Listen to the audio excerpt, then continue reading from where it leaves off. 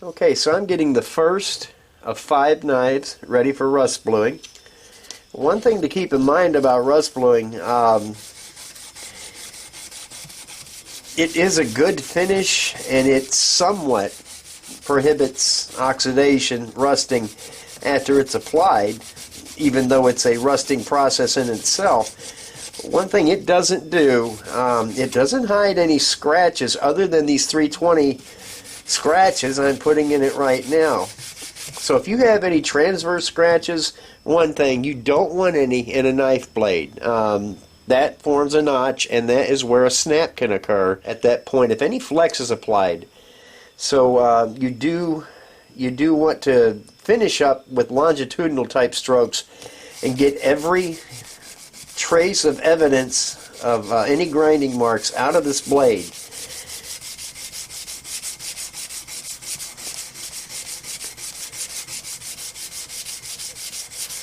No stress risers. Now this steel here has already been heat treated, and I was pretty careful before I heat treated to get these notches I'm talking about out of it, but I'm just doing this for GP.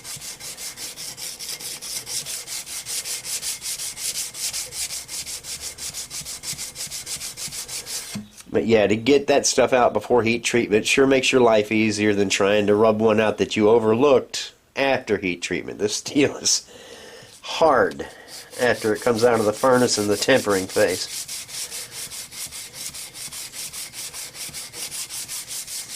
And you really don't want to go up to any finer grit than 320 when you're going to rust blue. The only other thing we're going to do to this is we're going to put the logos on nice and deep, rather than do it after the fact and possibly mar the rust blue finish. You want a nice even rust blue on this. And the rust bluing process will not affect the trademark. The trademark's burned into this steel. It's not really burned in. What it does is the logo process removes metal. And down to a depth of about 0.005 of an inch, and it works out fine on firearms. Doesn't obliterate any sort of stampings or marks that they have to have in firearms. So I'm just going to work my blades one at a time, and you want to finish with nice long strokes, no back and forth, because everywhere you stop will leave a little fingerprint. So before you flip your knife over and call this side done, you want to finish up with just some nice even strokes this way. Makes a difference in the final finish. Okay, we've gotten the fillet knife off. Ups has it now and it's on its way. And we're going to proceed with this rust bluing project. So we have 5 knives, all hand sanded up to 320 grit. And I got them all longitudinally sanded, and then I marked all of them with the logo. I cut it in there nice and neat. Now if you notice on this logo, I didn't blacken the inside because the rust bluing is going to take care of that. So now I'm going to break out some acetone.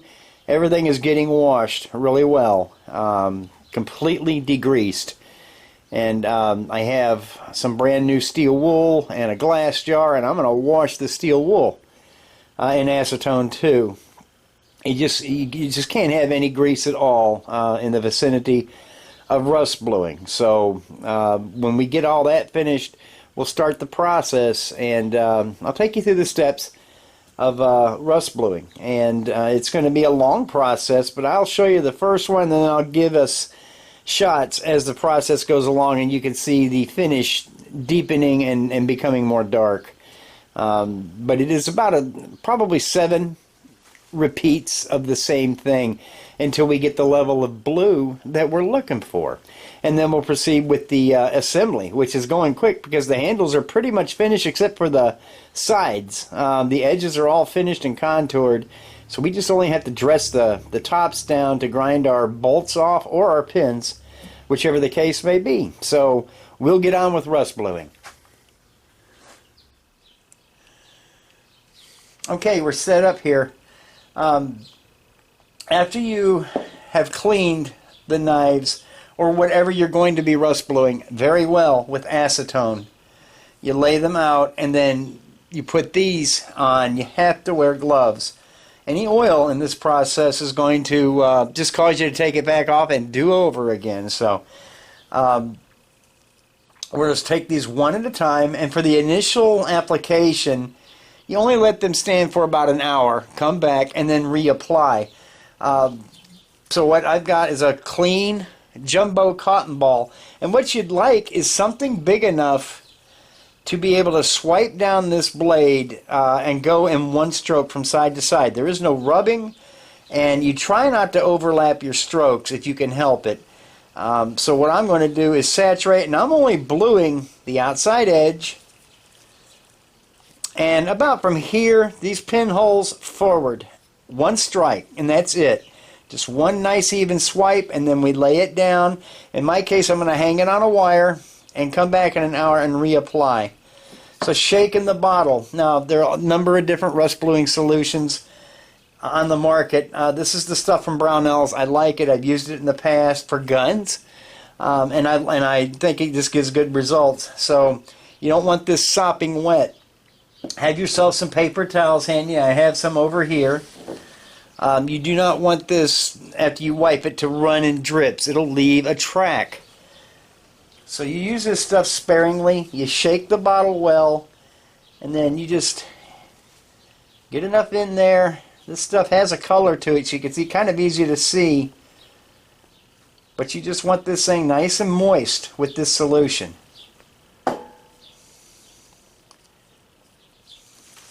So it's just one fluid motion, just like that, and try to cover the whole thing. I want to go down my edges, and I want to go on the opposite side. One fluid motion. You're going to be doing this in several applications, so if you miss a spot, you'll get it on the next one. Now I just want to run around the perimeter of the knife. Get yourself a bag of these cotton balls, because we're throwing this one away after we do the knives. But you want to get in every area, not so much the cutting edge. You can see it's already starting to have a little bit of a rainbowish look. I don't know if that shows up in the camera, but it acts pretty quickly. So we're going to lay it down, and we're going to move on. Alright, so after you use your cotton balls and your gloves, you pitch them, and you use fresh ones each time you handle this stuff. So I've just made some wires here. I'm going to go through just some of the pinholes. I'm going to put 3 on one and 2 on another. I'm just going to hang them in that. Doesn't matter if they clank together. I mean, this isn't surgery.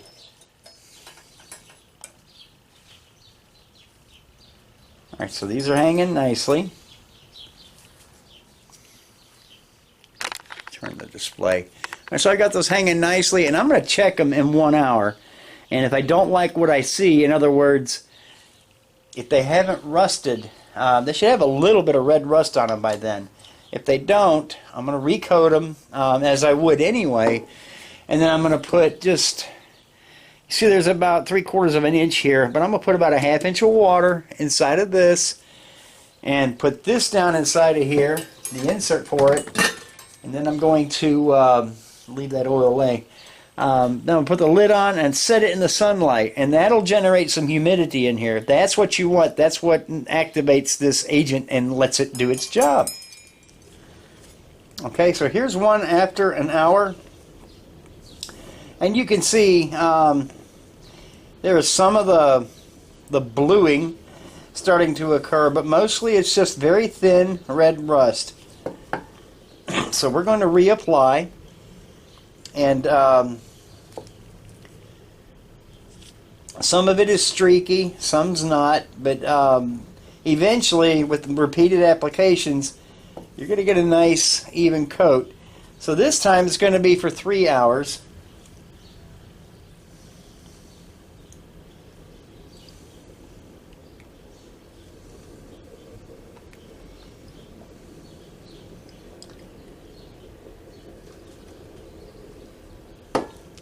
So I just soak that into the cotton ball so I don't get runs.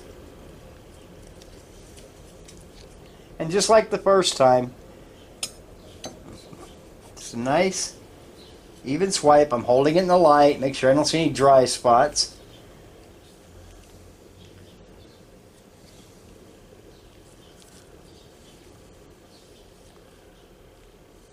And then just the areas that are going to be seen. After boiling, I'll bring them out and I'll video the carding. And any red rust will be converted to black oxide. It'll be a pretty delicate coating. But what we're after is what's underneath that. And you'll see what it looks like. And then, like I said, progressive applications until you get the level you want.